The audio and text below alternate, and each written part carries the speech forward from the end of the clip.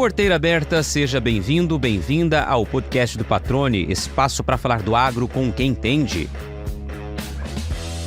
O agricultor brasileiro é um dos mais resilientes e inovadores do mundo. Quem afirma é o diretor de uma companhia que investe quase 3 bilhões de euros por ano em pesquisas para desenvolver novas tecnologias para o campo. Entre as perspectivas para o futuro, aponta o milho de baixa estatura como possível vetor de uma revolução na maneira de produzir o grão. Quanto aos desafios para os próximos anos, destaca a carência de profissionais capacitados para atender a uma demanda que cresce e é cada vez mais exigente, condição essencial para que a nossa agricultura siga evoluindo e ocupando lugar de destaque no planeta. Filho de produtores rurais, o Rodrigo Nuremberg estava decidido desde cedo a manter os pés no campo. Na faculdade de agronomia, pensava em ser agricultor. Plano alterado logo que concluiu o curso e ingressou no mercado de trabalho. Entre uma empresa e outra, conheceu lugares, acumulou experiências e chegou à diretoria de negócios de milho no Brasil de uma das grandes multinacionais do setor. Muito bem informado, especialmente sobre novas tecnologias, afirma aprender todos os dias com o dinamismo do agro, mantendo acesas a admiração e a paixão por uma arte que conhece desde a infância, a produção de alimentos. Rodrigo Nuremberg, agora falando do jeito abrasileirado o seu sobrenome, que é como costumam, te chamar, inclusive eu em alguns eventos, algumas vezes que a gente se encontrou. Cara, que prazer recebê-lo aqui no podcast do Patrone. Estava ansioso para bater esse papo contigo. Você teve férias aí no meio do caminho, tem que descansar mesmo, mas eu tenho certeza que vai ser muito bacana essa prosa aqui. Seja bem-vindo ao podcast do Patrone, cara. Tudo bem contigo? Tudo bem, Patrone. Cara, um prazer enorme estar aqui. A gente se conhece de longa data aí, N eventos aí que a gente teve a oportunidade de se encontrar. É um prazer participar aqui do teu programa e poder atingir, tantos agricultores, tantas pessoas aí que acompanham o agronegócio brasileiro. Para mim é uma honra poder dividir uns minutinhos aqui contigo. Cara, que legal. A honra é minha e eu já te falo por quê, cara. Assim, a gente se conhece, como você disse, há algum tempo já, e é algo que a gente admira muito. Eu falo a gente porque toda a equipe que trabalha comigo aqui também, o Glauber é um deles, o Glauber Silveira, inclusive já participou aqui do podcast também como entrevistado. Como você é um cara que se expressa muito bem, que é muito tranquilo para falar, sabe? Que não tem assunto que você não comente. Então, realmente é muito bacana ver pessoas que ocupam lugares de destaque, posições estratégicas em grandes corporações, com essa tranquilidade para falar, com essa simpatia. Acho que isso realmente mostra um pouco da tua verdade, um pouco de quem é o Rodrigo, cara. E é esse Rodrigo que a gente quer ouvir aqui no podcast, cara. Então fica aqui esse elogio a você, muito sincero, viu? Muito obrigado, patrão. Obrigado. Acho que o agro, acho que é muito bacana, a gente aprende todos os dias com as pessoas que convivem, Então, quando a gente conversa com produtores rurais, eu venho de uma família de produtor rural, converso todos os dias com produtores, com colegas aí que trabalham na agricultura. Acho que a agricultura é de fato muito simples, E a gente aprende e se molda ao meio que a gente vive, Então, acho que tem sido um privilégio para mim, na posição que eu estou hoje, rodar o Brasil todo, conversar com produtores de todas as regiões do Brasil, não só produtores, mas consultores, agrônomos, especialistas, jornalistas, do Brasil todo. Tem sido uma experiência muito legal e acho que é um aprendizado contínuo aí, muito, muito bacana para mim, uma oportunidade realmente única. Obrigado pelo seu comentário, pelos elogios. Legal, você citou uma palavra aqui que eu acho que ela traduz tudo, Simplicidade, cara. O agro é simples, as pessoas são simples, Independente do tamanho da propriedade, do tamanho, do negócio que tocam, a simplicidade está sempre presente. Acho que isso que também é muito gostoso no agro, como você comentou. E aí vamos falar um pouquinho, você falou que é filho de produtores rurais, Vamos contar um pouquinho da tua história. Você é de Santa Catarina, de que região de Santa Catarina que você é? Como começa a trajetória do Rodrigo? Legal, eu sou nascido em Joaçaba, Santa Catarina. Sou filho de produtor rural, de produtores rurais. Acho que tanto a família do meu pai quanto a família da minha mãe vem da agricultura, E eu nasci já dentro do meio agrícola, O meu pai e também a família da minha mãe tem propriedades rurais em Campos Novos, Santa Catarina. Eu tenho 2 irmãos, Eu sou o único filho, que acabou seguindo, os caminhos da agricultura. Os meus outros 2 irmãos optaram por outras profissões. Eu acabei, me moldando muito ao modelo de vida do meu pai. Sempre foi uma referência para mim. e eu acabei sempre acompanhando ele, né, no dia a dia, sempre gostei muito e me trouxe para a agricultura, né? Então, a partir daí, fiz escola de agronomia, né, faculdade de agronomia, diversos estágios, cooperativas, entrei no mercado de trabalho, sempre foi muito inspirado aí pela minha história, né, voltada à agricultura. E tem um fator interessante, como eu te falei, meu pai sempre foi uma referência importante para mim, e eu fiz a agronomia para ser agricultor, esse sempre foi meu sonho, né? Eu sempre gostei de fazer agricultura, estar lá plantando, colhendo, convivendo na propriedade e tudo mais. Mas a vida vai nos ensinando, nos abrindo outros caminhos, outras portas, e durante a faculdade eu fui amadurecendo outras possibilidades, e a partir do momento que eu me formei, eu comecei a ver também as oportunidades do agro, do mercado de uma forma diferente, e aí eu entendi que tinha oportunidade de ir para o mercado, de fazer outras coisas, trabalhar em empresas, apoiar, né, o desenvolvimento do agro de uma forma diferente, e de alguma forma também fazendo parte do dia a dia da família, mas de uma forma um pouco distinta. Então a vida, né, as experiências da vida foram me trazendo para o mercado, né? Então, diferente do meu plano original, que era de fato ser agricultor, mas sempre foi a minha grande paixão, né? Estar no campo, acompanhar o desenvolvimento da lavoura, acompanhar o dia a dia dos agricultores, sempre foi algo que me motivou muito. É muito vivo, né? Na minha vida, na minha cabeça, no meu jeito de ser, né? Então, é uma herança de família que eu tenho bastante orgulho aí, da onde eu venho, né? Dos meus pais, que me ensinaram e me mostraram esse caminho, e eu sou apaixonado pelo agro, apaixonado pela agricultura, e como eu falei já antes, aprendo todos os dias aí com o dinamismo, né, que a agricultura brasileira tem, é fantástico aí o nosso dia a dia no agro. Maravilha, cara. Você falou que seus pais agricultores, né? O que eles cultivam? O que eles cultivavam quando você nasceu? Isso, meu pai, infelizmente eu perdi meu pai, né, há pouco tempo, né, durante a pandemia, mas assim, a gente sempre, e esse é um vazio, né, bastante grande aqui para mim, para nossa família, mas fica, né, o legado e todos os aprendizados, né, mas o meu pai sempre foi produtor no sul do Brasil, né, em Campos Novos, como eu já citei.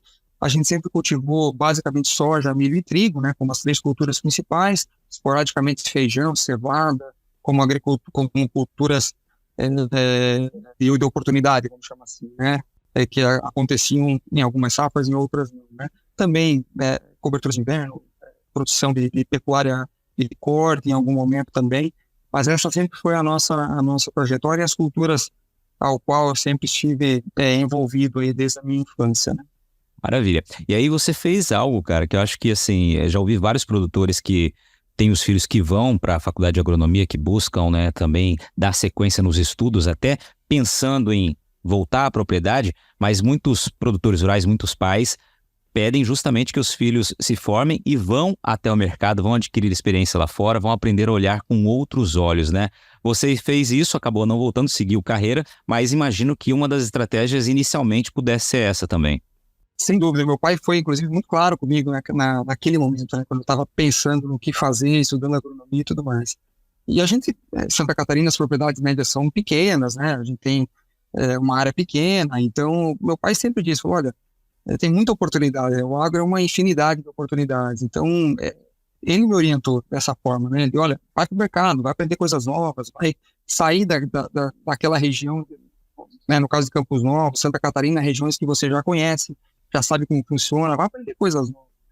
Isso abriu muito a minha cabeça e me motivou vamos chamar assim, de quebrar aquele elo, né, que sempre foi o meu sonho, né, de voltar para a propriedade. Então, meu pai me deixou muito, muito tranquilo e me encaminhou, me ajudou a tomar essa decisão, que hoje eu vejo que fez muito, muito sentido, né. Hoje, olhando desde que eu me formei há 18 anos atrás, eu já tive praticamente em todas as regiões agrícolas do Brasil, em algum momento, desde conhecer Tupi, Rondônia, Pará, Mato Grosso, Goiás, Paraná, Santa Catarina, Rio Grande do Sul, todas as regiões.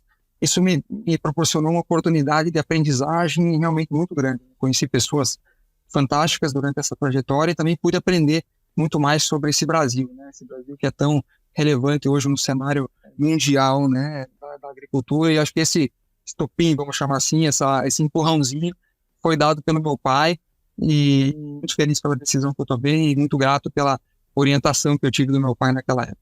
Legal, Rodrigo. Hoje você é diretor de milho Brasil da Bayer, né? O Corn Commercial Head Brasil. Queria que você resumisse um pouquinho a tua trajetória até chegar a esse posto, né? E como o milho se tornou essa cultura tão importante profissionalmente para você, né? Bom, eu comecei minha trajetória profissional em Santa Catarina como representante técnico de vendas, né, numa empresa chamada Codetec, que foi depois adquirida pela Dow. Hoje ela não existe mais como empresa, né, já foi incorporada, mas naquela época eu tive uma oportunidade por 4 anos de trabalhar como representante técnico de vendas no estado de Santa Catarina, com milho, né, eu também trabalhava com soja, mas a cultura prioritária naquele momento era milho. Depois eu entrei na Monsanto como representante técnico comercial na Decalb, na marca Decalb do Rio Grande do Sul. Fiquei por 2 anos e meio. Então, eu fiquei 4 anos e meio como representante técnico de vendas, que é a pessoa que está lá na ponta, né, conversando todos os dias com agricultores, cooperativas, revendas, responsável pelo posicionamento técnico, lançamento de novos híbridos, tecnologias. Tive a oportunidade nesse momento de lançar a biotecnologia, né, a primeira biotecnologia em milho no Brasil, que foi o Wildgar. Depois veio o Wildgar PT Pro e as outras tecnologias que vieram na sequência, né? Então foi um momento de muito aprendizado, tive uma oportunidade de conhecer bastante a região sul do Brasil. Depois eu me tornei gerente regional de vendas, então tive um time, né? Fui responsável por uma regional de vendas que era basicamente a região do Ribeirão do Paraná, mais todo o estado de Santa Catarina. Fiquei por um tempo nessa posição, depois eu fui para o negócio de soja, e aí que eu tive a grande oportunidade de conhecer todas as regiões do Brasil. Fui o líder de vendas da Monsoy no Brasil, então responsável pela nossa estratégia de licenciamento em soja. Então fiquei por 3 anos nessa posição, conheci muitas regiões, também um negócio novo para mim na época, né, que eu tinha até então trabalhado só com milho. Depois eu voltei para o negócio de milho como diretor de vendas de uma das nossas marcas, né, que é a Sementes Agroceres, no Brasil.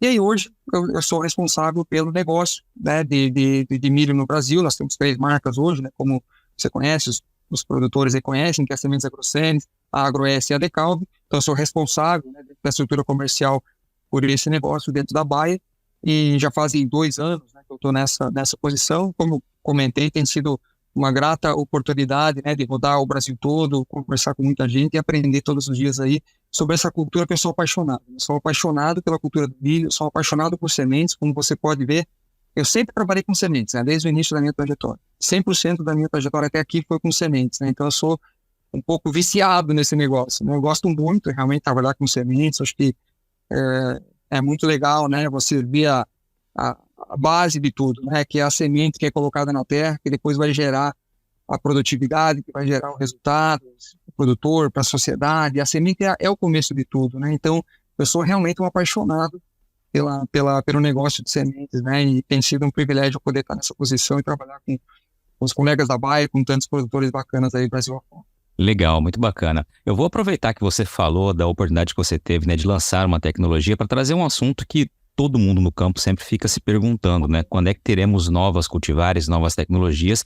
E eu faço uma ponte com essa pergunta com um tema que eu estive recentemente num evento técnico e que falou-se muito sobre a importância do refúgio, o velho e conhecido refúgio, que na prática a gente tem visto cada vez menos ser utilizado, né? Pelo menos foi a análise dos técnicos que eu acompanhei nesse evento, bastante respeitado. Eu queria que você comentasse um pouquinho esses 2 pontos, né? Expectativa de novas tecnologias e a preocupação com o desuso aí no campo, na prática do refúgio. Acho que esse é um tema bem importante. Eu quero tentar explorar um pouco de uma maneira mais ampla, assim, sabe? Acho que conectar com um pouco dos desafios, patrônio, que o Brasil tem essa próxima década, né? Faz muito pouco tempo aí que o Ministério da Agricultura divulgou as novas projeções, né, para a próxima década aí na agricultura brasileira. E o milho, sem dúvida nenhuma, é uma cultura importante, né, dentro do processo de crescimento de produção, que o Ministério estima em ao redor de 25% até a safra 31-32, né, e o milho é uma cultura bastante importante dentro desse processo.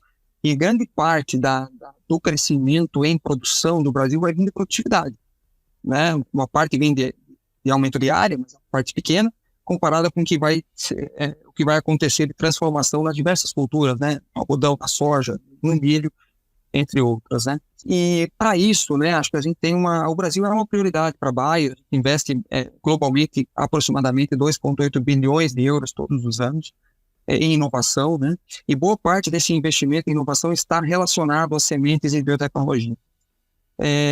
Então, o que vem pela frente em relação a isso, especialmente no Brasil, é bastante importante, né? Nós temos uma projeção, né, de lançamentos de novas tecnologias dentro dessa década, então a gente deve trazer aí o Smart Corn System, né, que é o milho de baixa estatura, que vai se chamar globalmente Precision, é o nome da tecnologia, que acho que isso vai ser uma nova revolução, seguramente, para a agricultura no Brasil, né, uma oportunidade de manejar a cultura do milho de forma bastante diferente do que a gente maneja hoje, uma cultura de baixa estatura.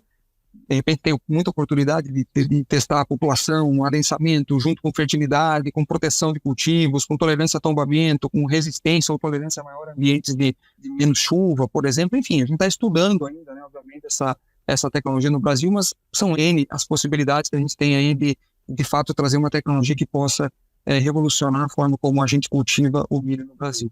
Essa é para quando? Essa é a projeção ao redor de 26, 27, ainda depende de uma série de questões regulatórias e também do desenvolvimento dessa tecnologia ainda no Brasil. Mas a projeção que aconteça ao redor de 27 não é uma data oficial ou definitiva, mas é a nossa intenção. E também as tecnologias BT, né, que é tão importante para o cultivo de milho no Brasil. Nós temos 2 novas proteínas em estudo. Em estudo não, já está em fase avançada de estudo, mas precisa também de todo o processo regulatório acontecer, não só no Brasil, que já está finalizado, mas em outras regiões que compram, né, o milho brasileiro. Essas aprovações precisam acontecer globalmente, né? Essas novas tecnologias com novas proteínas, com novos modos de ação, vão trazer, de fato, mais longevidade à biotecnologia e maior eficiência das biotecnologias do Brasil. Daí eu conecto com o ponto do refúgio, né? Eu acho que o refúgio é o ponto base, né? Então a gente tenta trazer novas tecnologias ou novas proteínas BT, com novos modos de ação, justamente para evitar o processo de resistência ou poder dar mais longevidade às tecnologias para que o agricultor possa se beneficiar disso por muitos e muitos e muitos anos, né? Mas o benefício depende também do bom uso, né, da tecnologia. E a utilização de refúgio ela é fundamental para que a gente consiga manter as tecnologias aí, né, disponíveis e eficientes, principalmente, né? Porque ela justamente garante, né, com que as pragas, né, a população de pragas-alvo, ela continue de fato suscetível à tecnologia, e isso acontece através da reprodução dessas pragas nas áreas, né, onde a tecnologia não está presente, que é de fato o refúgio. Então, quando a gente não faz o refúgio, quando o agricultor não faz o refúgio, de fato está contribuindo para que a pressão, né, de seleção das pragas que são tolerantes à tecnologia aumente. A partir do momento que a população aumenta, a tecnologia fica mais desprotegida e pode trazer consequências em relação à eficiência. Então, como todo o produto, né, como produtos químicos, ou como fertilizantes, ou como máquinas, ou como qualquer coisa, né, a biotecnologia também precisa ser utilizada da forma correta, para que a gente consiga manter ela, de fato, eficiente. Então, o refúgio é, sim, uma grande ferramenta para que a gente continue aí por décadas utilizando, né, dos benefícios ou usufruindo, né, dos benefícios da biotecnologia. E claro, né, Patrônio, a gente sempre fala da biotecnologia como uma ferramenta de manejo de pragas, manejo integrado de pragas, né, que é uma ferramenta de manejo.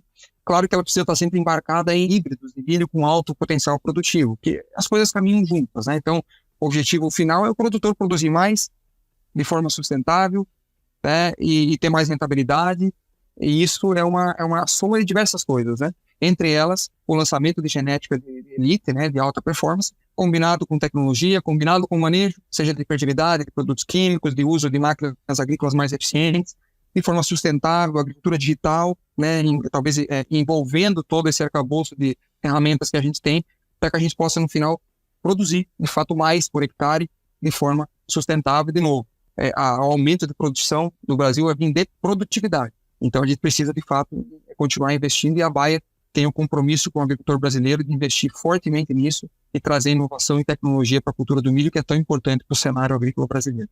Excelente. Vou traduzir só aqui para o nosso público que eventualmente não seja do agro, né? A gente tem aí um público diversificado. Quando o Rodrigo fala justamente na questão da importância do refúgio como uma ferramenta para manter a tecnologia, justamente para que o tempo de utilização, realmente de eficiência dessa tecnologia possa perdurar aí por vários e vários anos, né? E quando você não faz isso, você vai selecionando pragas que são resistentes àquela tecnologia de uma maneira muito mais acelerada. Consequentemente, o tempo, vou utilizar uma expressão aqui comum, né, de vida útil dessa tecnologia ou de eficiência dessa nova tecnologia, claro, ele cai muito, né? Isso é um problema sério porque a gente tem muitos e muitos anos, muito investimento para que seja desenvolvida uma nova tecnologia que atenda aos anseios da agricultura cada vez mais dinâmica, cada vez mais precisando de bons desempenhos, de elevados desempenhos para atender essa demanda mundial que não para de crescer por alimentos. Mais ou menos por aí, né, Rodrigo?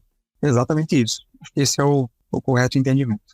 Maravilha. Agora, só para fechar esse ponto aí, Refúgio, que abriu um leque muito bacana aqui nesse bate-papo. Quais são os pontos principais que vocês entendem? Quais são os principais motivos que culminam nesse desuso do jeito que deveria ser feito do refúgio? Onde é que está o problema? Essa é uma pergunta, patrão, difícil de responder, sabe? Mas eu vou te dar uma perspectiva daquilo que a gente escuta, né, dos agricultores. A gente pergunta muito isso para os agricultores, né? Então, talvez minha resposta aqui não pode ser considerada uma resposta pode ser uma resposta com um desvio natural, né? Então, acho que é uma amostragem, acho que é a palavra correta aqui das conversas que a gente tem. Mas acho que assim, a tecnologia, ela traz uma série de benefícios para os produtores. Um deles é a facilidade do manejo. Então, quando você tem uma cultura tolerante às principais pragas e que você não precisa entrar, né, nesse talhão para manejar essas pragas, isso traz facilidade, traz economia, traz uma série de questões para o dia a dia e para o resultado operacional do agricultor. Quando você traz o refúgio, a lavoura de refúgio exige, né, um manejo diferente, porque ela é uma cultura que ela não pode ser deixada... e até como tem pessoas, né, como você disse, na noção do agro, não pode ser deixada ali para que aconteça, que as pragas estraguem, não. É 10% da área, ou X% da área que precisa produzir também, né? Precisa trazer resultado econômico para o agricultor. Então, ela precisa ser manejada, mas ela, de alguma forma, exige mais do agricultor, exige mais aplicação, exige um investimento, tempo, né, de aplicações operacional maior, e isso acaba trazendo desafios para a adoção. Sabe? Eu acho que esse talvez seja um dos pontos principais. Em algumas regiões do Brasil, também é verdade, acho que a gente não pode deixar se eximir de toda a responsabilidade, ou talvez dizer que o agricultor, né, o responsável, não é isso que eu estou querendo dizer. Tem algumas regiões do Brasil que tem também híbridos de milho com potencial produtivo menor do que os híbridos BT, que traz um resultado naquela área, mesmo você manejando, um resultado um pouco menor. Então, o desafio nosso como empresa também é garantir que a oferta de híbridos não BT esteja adequada do ponto de vista de produtividade. E nós temos, dentro do nosso pipeline aqui da Bayer, como empresa, esse objetivo, né, de lançar de maneira frequente híbridos não BT para compor a nossa estratégia de refúgio, híbridos com alto potencial produtivo, com híbridos com potencial produtivo, inclusive, às vezes até maior. Lembra? Mas que não seja maior, que seja minimamente igual, né, com uma referência genética igual aos híbridos BT, para que o agricultor tenha, de fato, uma ferramenta produtiva, que ele possa proteger essa produtividade e ter resultado econômico daquela área. Então, mas esse é um desafio da indústria, né? Então, acho que toda a indústria, né, não é só a Bayer, todas as empresas, né, que trabalham com sementes precisam fazer isso, né? Precisam investir, né, em pesquisa, desenvolvimento, em produtos, em híbridos e milho, que com alto potencial produtivo para que esteja adequado a essa estratégia de refúgio, e também falar muito sobre isso, né? Com os agricultores, com os canais de distribuição, cooperativos. Acho que isso é uma chamada, não é da Bayer, é uma chamada da indústria como um todo, porque todas as empresas têm biotecnologia e todas as biotecnologias só vão perdurar se o refúgio acontecer. Então, eu acho que é uma responsabilidade da indústria. Então, assim, tem uma chamada forte para o agricultor, que acho que tem que estar sensível à adoção do refúgio, mas também é uma responsabilidade da indústria de trazer, né, híbridos que têm potencial produtivo, e esse é um compromisso, inclusive, nosso da Bayer, de trazer híbridos que possam ajudar o produtor a implementar essa estratégia de refúgio. Acho que é um trabalho coletivo, uma parceria, assim como sempre, né? Acho que a parceria da indústria com o agricultor é o único jeito das coisas darem certo. E agora uma pausa no bate-papo para dar um recado a você que é produtor ou produtora rural. Já tá na hora de pensar na próxima jogada, hein? Então, que tal mirar na semente e acertar em ótimos resultados para sua lavoura? A Agrosol tem um portfólio completo para sua safra 2023-2024, com opções de cultivares de soja para os diferentes contextos e realidades de todo o cerrado brasileiro, com as melhores tecnologias dos principais obtentores do mercado. Além de sementes de soja de alta qualidade, a Agrosol também oferece tratamento de sementes industrial com certificação de excelência pela Syngenta, serviço de entrega, posicionamento de cultivares, ajuste fino de plantio e um acompanhamento especial do time de campo. Para saber mais, é só acompanhar as redes sociais da Agrosol e acessar o portfólio 2023-2024 pelo site www.agrosolsementes.com.br. Lembre-se sempre que uma safra inteligente começa com estratégia. Agrosol Sementes, germinando o futuro. Muito bem. Você falou ali durante o teu comentário dos desafios do Brasil na próxima década, né, e foi citando o desenvolvimento de tecnologia, falou sobre a questão da regulamentação, as normas regulatórias, não só aqui no Brasil para aprovação dessas novas tecnologias, como também nos países compradores, né?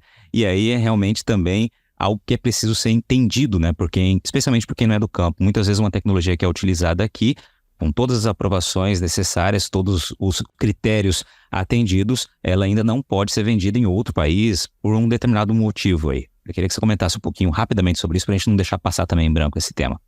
Legal.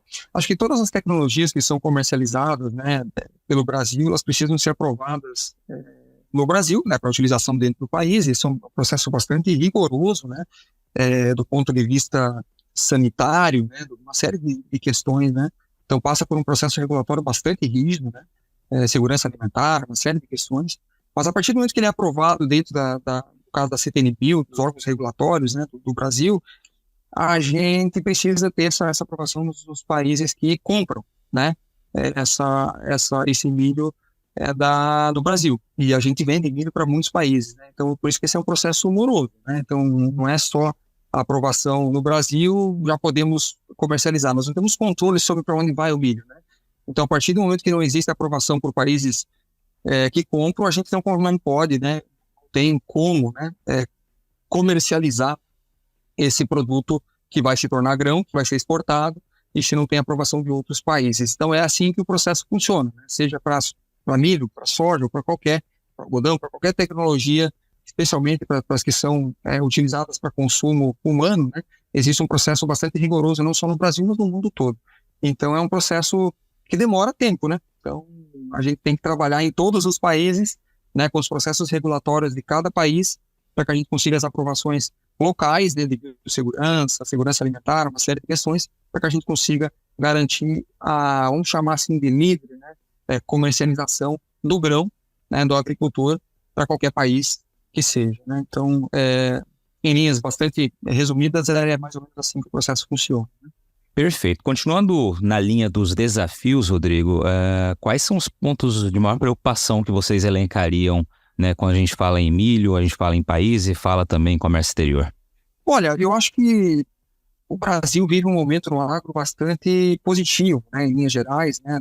Se a gente olha os números falando de milho, né, no Brasil, é impressionante, né, o crescimento que a gente vem alcançando em produtividade e o quanto o Brasil tem se tornado referência em uso de tecnologia, em aceleração de resultado de produtividade, mas também a expressão que o Brasil tem hoje do ponto de vista de comércio exterior, né, do grão. O Brasil hoje é o terceiro maior produtor, deve se tornar o maior exportador de milho do mundo, assim como já é em outras diversas commodities agrícolas, né? E acho que isso traz um certo compromisso, uma maior responsabilidade ainda em relação ao que vem pela frente, né?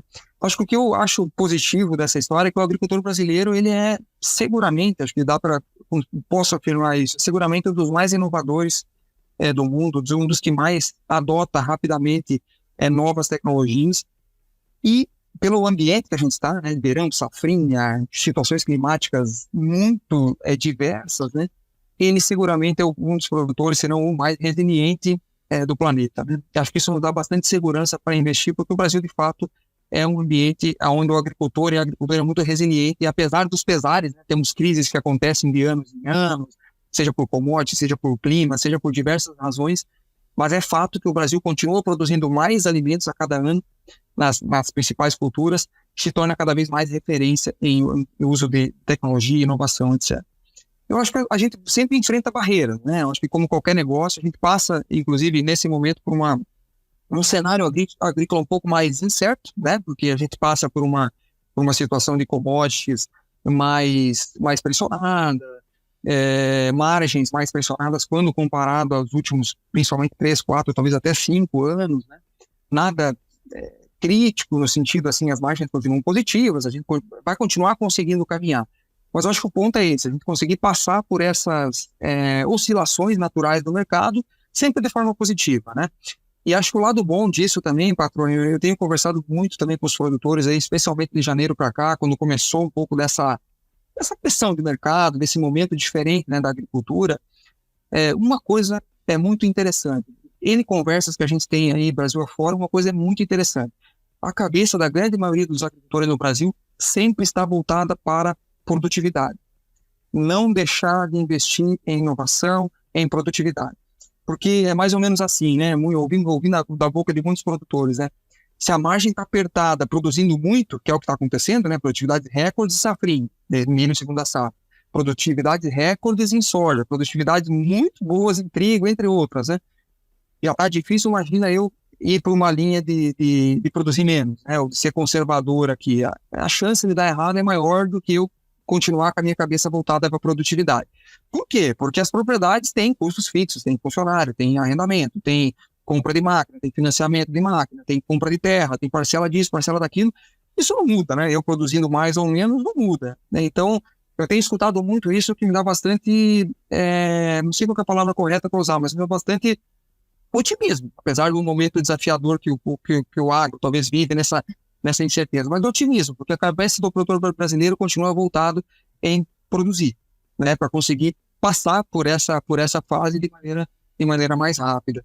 Mas eu acho que a grande preocupação é essa, a gente não tirar o olhar disso, né, continuar investindo, continuar produzindo de maneira sustentável, para que a gente não olhe só o ano, para que a gente olhe para o futuro. Nós estamos aqui para daqui 5, daqui 10, daqui 20, daqui 30 anos, para que a sucessão agrícola aconteça. Então, tem anos que vão ser mais difíceis, tem anos que vão ser mais fáceis, por N razões, mas acho que a cabeça voltada para onde precisa, né, que é a inovação, produtividade, etc., ela é muito viva dentro do agricultor brasileiro. Acho que isso nos dá bastante ânimo e bastante otimismo no sentido de continuar investindo, porque o agricultor brasileiro é resiliente, investe em tecnologia, já passou por N crises por diferentes razões. Estamos aqui hoje como referência na agricultura mundial, não é à toa. A principal estrela da agricultura brasileira é o agricultor, né? E vai continuar sendo. Então, acho que a forma como o agricultor pensa é o que nos trouxe até aqui, é o que nos levará daqui para frente, que é a inovação, que é a tecnologia e assim por diante.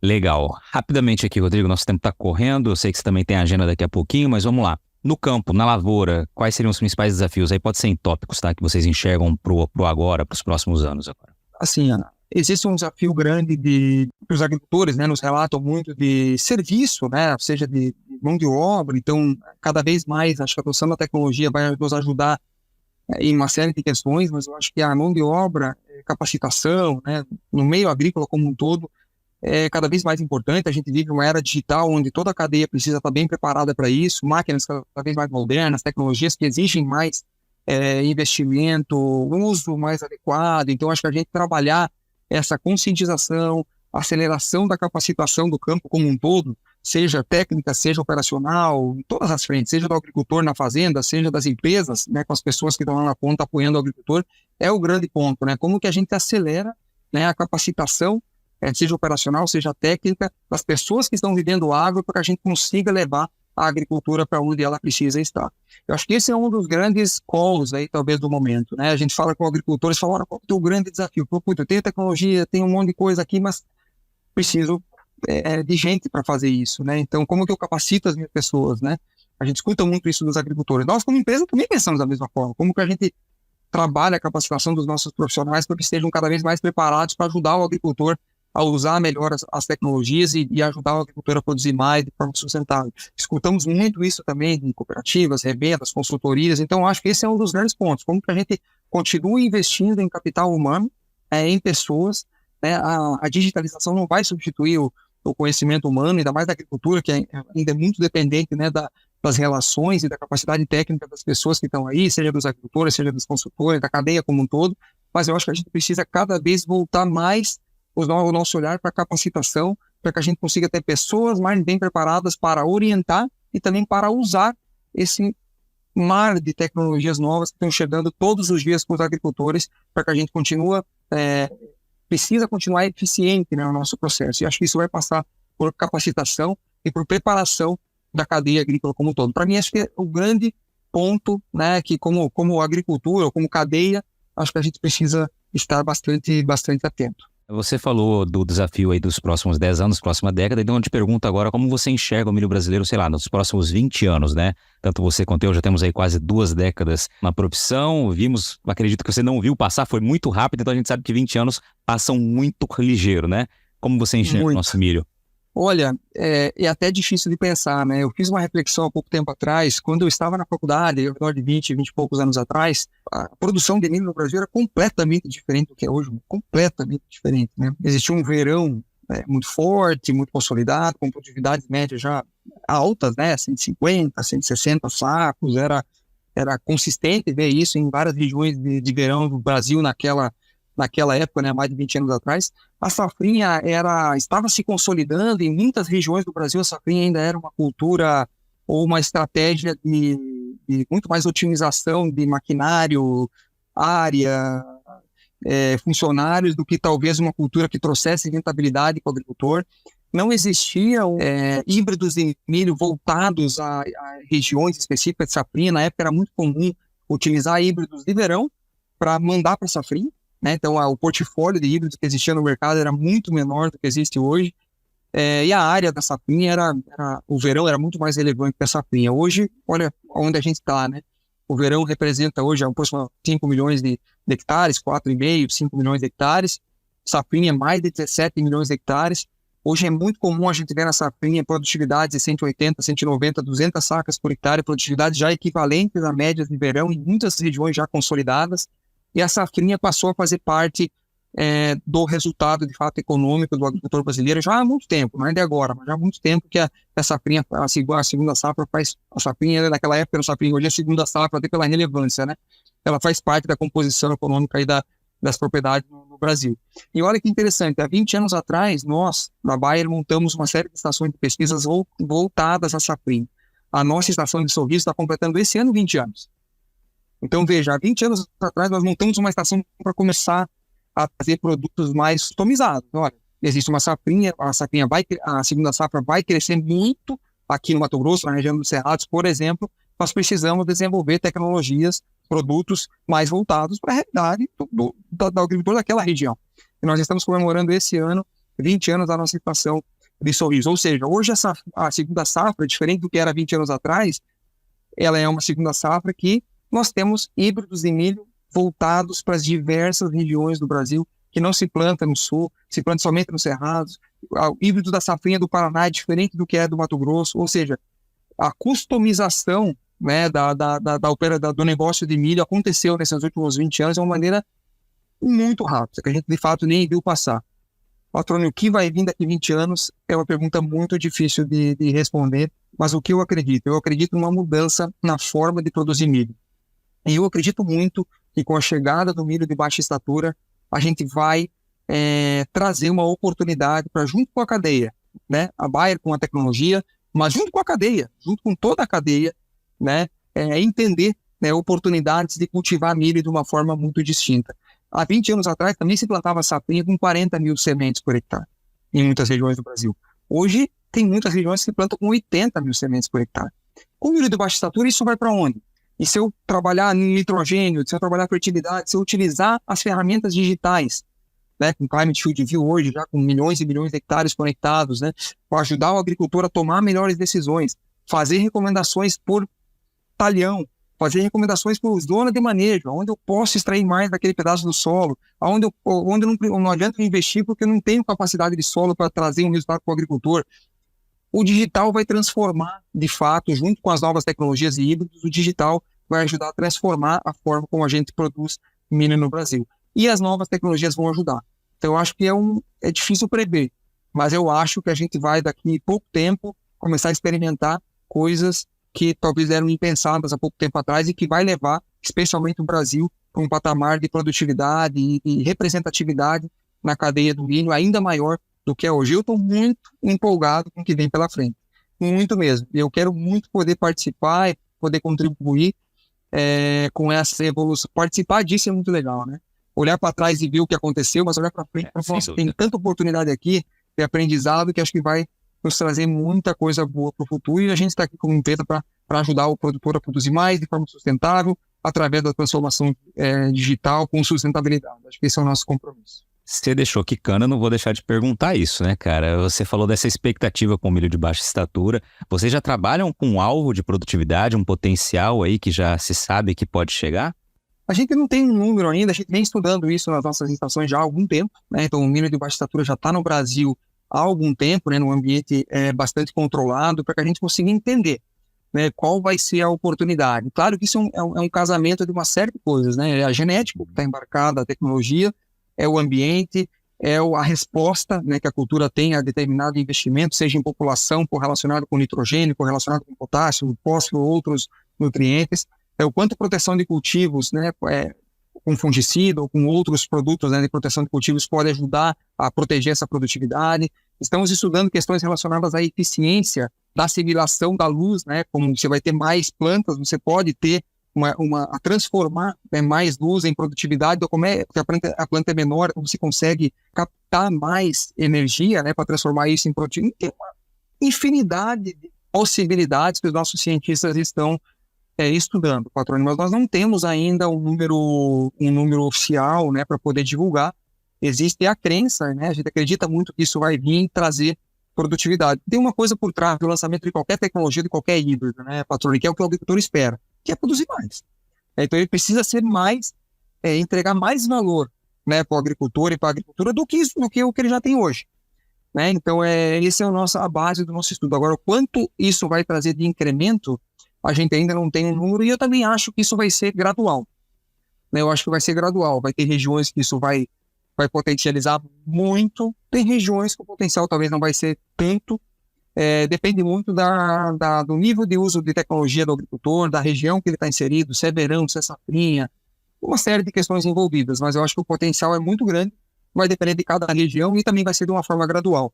Mas eu tenho bastante segurança de que a gente vai poder comemorar bons resultados aí junto com os nossos agricultores no futuro, né, após aí o lançamento dessas novas tecnologias.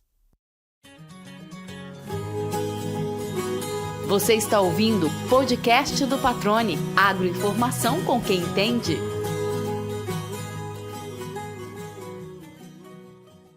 Legal, para a gente partir para o fim aqui, Rodrigo. Além do milho de baixa estatura, você citou mais algumas tecnologias logo no início do nosso bate-papo. Quais são as novidades que a gente pode esperar, então, além dessas? O que a gente vem a gente lança muitos híbridos novos, né, todos os anos, né, então tem uma série de critérios que a gente usa para avançar novos híbridos, né, o yield, né, a produtividade é o principal deles, né, da gente trazer híbridos com ganho genético, né, comparado ao que a gente tem hoje, não só dos híbridos da Bayer, mas também com as referências, os cheques de mercado, né, de outras empresas também, trazer coisas mais produtivas e também mais tolerantes, porque o nosso papel é ajudar o produtor na condução da lavoura, né? Então hoje, por exemplo, cigarrinha é um problema bastante importante, né, hoje para o agricultor de milho do Brasil, em todas as regiões do Brasil, e desde 2017, antes já existia, mas a partir de 2017 isso se tornou um requisito primário para lançamento de novos híbridos na Bayer, desde 2017. Então, híbridos que, mesmo sendo muito produtivos, com alta capacidade produtiva, mas que, por exemplo, têm alta sensibilidade à cigarrinha, eles normalmente são vetados do processo de avanço. Então, o que a gente precisa é entregar para o produtor ferramentas para que ele produza mais. E hoje, por exemplo, cigarrinha é um dos grandes problemas que o agricultor precisa enfrentar e a indústria precisa ajudar o produtor a enfrentar. A gente sabe que a escolha de um híbrido tolerante é uma das ferramentas, tem outras diversas aí, que a gente vem falando ativamente, né, o mercado todo vem falando ativamente aí, que é importante, né, controle de milho voluntário, utilização de manejo químico, etc, etc, etc. Mas a escolha do híbrido é fundamental para a gente poder enfrentar questões relacionadas à cigarrinha. E o nosso compromisso é trazer híbridos cada vez mais tolerantes para ajudar o agricultor a enfrentar esse problema que é tão importante. Então, o que vem são novos lançamentos, novos híbridos que ajudem o produtor, que sejam ferramentas, de fato, para o agricultor produzir mais, produzir melhor. O que vem pela frente é novas soluções digitais, né, como o Bayer Valora, que também é bastante importante. O Bayer Valora é uma ferramenta de compartilhamento de risco que a gente está ainda em fase pré-comercial, né, no Brasil, mas a gente faz um estudo junto com os agricultores que estão participando para entender se a gente tem oportunidade de aumentar a densidade, onde pode, onde não pode. A gente compartilha esse risco com o agricultor. Se ele investe mais em semente, mas não tem um resultado, a gente devolve o dinheiro. Se ele tem um resultado, ótimo. Então, é um modelo de negócio que ainda está em estudo, é pré-comercial, uma fase muito incipiente ainda, né? Muito pequena. Temos aí, já temos um volume até considerável de área, né? Dentro desse projeto, mas ele ainda não é comercial. Mas é algo que a gente acredita que pode ser uma nova oportunidade de negócio entre nós e os nossos clientes. E mais o avanço digital da Climate como um todo, também acho que vem ajudar o produtor com produtividade, coisas de sustentabilidade, o pró-carbono, tem muita coisa acontecendo, né, Patrone? Muita coisa acontecendo, tudo conectado aos nossos principais pilares, né, que é inovação, transformação digital e sustentabilidade. Esses são os 3 pilares-chave da divisão agrícola da Bayer no mundo, né? E aqui no Brasil, o nosso compromisso é trazer híbridos, tecnologias, ferramentas digitais, Bayer Valora, Climate Field View e sustentabilidade, né? Tem o projeto Procarbono, que é muito inovador, mais de 2.000 clientes conectados aí no Brasil ao projeto Procarbono para demonstrar, ou para tentar, né, junto com a cadeia, junto com a Embrapa e diversas outras entidades, tentar desenvolver cada vez mais uma agricultura mais sustentável, de baixo carbono, e a gente também está sendo bastante pioneiro, né? Estamos sendo pioneiro com esse projeto de sustentabilidade, junto com 2.000 agricultores e junto com toda uma cadeia Embrapa, entre outros, né? Para tentar trabalhar fortemente as oportunidades de sustentabilidade no Brasil. Então, acho que tem muita coisa, Patrone, vindo, e eu estou muito, se dá para notar, né? Acho que eu estou muito empolgado com o que vem pela frente, e eu sou grato, né, muito feliz por fazer parte estar no Brasil nesse momento. Acho que estar no Brasil nesse momento, trabalhando com agricultura, é um privilégio para os profissionais que estão nesse meio, porque, de fato, o que está acontecendo no Brasil é algo muito, muito bacana, e fazer parte disso é muito legal. Muito bem, seu Rodrigo. Chegamos aqui na reta final e a gente tem nesse momento aqui todos os nossos convidadas que passam pelo podcast, chegam nessa reta final com uma pergunta. Na verdade, não é uma pergunta, é uma provocação, né? É o momento para que você responda aquela pergunta que você nunca respondeu ainda, que nunca lhe foi feita. Ou seja, tem essa pergunta, existe essa pergunta que você gostaria um dia que alguém fizesse, não foi feita até hoje. Se não tiver essa pergunta, fica aquela mensagem padrão para que você deixe seu recado aqui para todo mundo que está ouvindo. Olha, pergunta difícil, né, patrão? Não me preparei para ela, mas deixa eu pensar aqui, mas eu não sei se eu tenho uma pergunta dessas. É uma boa provocação aí para um próximo podcast, que a gente mais preparado para responder. E já fica a provocação de você me convidar de novo aí, porque eu gostei bastante de participar aqui. Meu primeiro podcast, inclusive. Olha só. Sempre marca, né? Mas eu queria agradecer, patrão, agradecer pela oportunidade. Eu queria deixar uma mensagem aqui para os ouvintes, né? Acho que tem, como você falou, tem pessoas do agro, outras pessoas que não são do agro. Eu acho que, de novo, é um privilégio fazer parte do agro brasileiro. É a agricultura mais sustentável do planeta e a que mais cresce de maneira mais rápida, com mais inovação. É um privilégio fazer parte de uma empresa como a Bayer, que tem um olhar bastante voltado, né, para inovação, transformação digital, sustentabilidade, mas o que está por trás é, de fato, o agricultor, né? Como a gente traz tecnologias para que ajude o agricultor a produzir mais, melhor, facilitar a vida, né? Trazer ferramentas para que facilite a forma, né, como o agricultor opera no dia a dia, né? Eu tenho um orgulho imenso de vir da agricultura, de fazer parte disso, de ter família, né, que trabalha com agricultura. Eu conheço também todas as dores, né? Conheço as dificuldades. O agricultor anualmente tem um estudo, né, que toma mais de 100 decisões, né, ao longo de uma safra, e então não é qualquer pessoa, né, qualquer profissional que consegue, né, conviver com um ambiente desse, um ambiente de incerteza, um ambiente. Então eu primeiro valorizo demais o agricultor brasileiro, né? Acho que não é fácil ser agricultor no Brasil, e ao mesmo tempo é muito bom, né, conviver com pessoas tão profissionais, tão capazes, e a gente, né, como empresa, poder fazer parte, dar ferramentas para que esses profissionais tão eficientes, né, e tão capazes, né, usar essa tecnologia de forma tão eficiente é muito bacana. Então, meu recado é esse, meu recado de agradecimento aqui de um apaixonado pela agricultura. Quero poder estar aqui nas próximas décadas aí para poder ver, né, e participar um pouquinho dessa transformação que o Brasil vai viver. E aí, gostou do bate-papo? Então dá aquela força e compartilha essa entrevista com os seus contatos. E olha, aproveita para mandar aquele feedback dizendo o que você está achando do podcast do Patrone. Pode criticar, elogiar, sugerir temas e pessoas para dividir boas histórias aqui nos próximos episódios. É só enviar uma mensagem lá no Instagram para @LuizPatrone que a gente troca uma ideia, viu? Então, gente, sucesso da porteira para dentro, força e fé da porteira para fora e vamos que vamos. Você ouviu o podcast do Patrone, agroinformação com quem entende.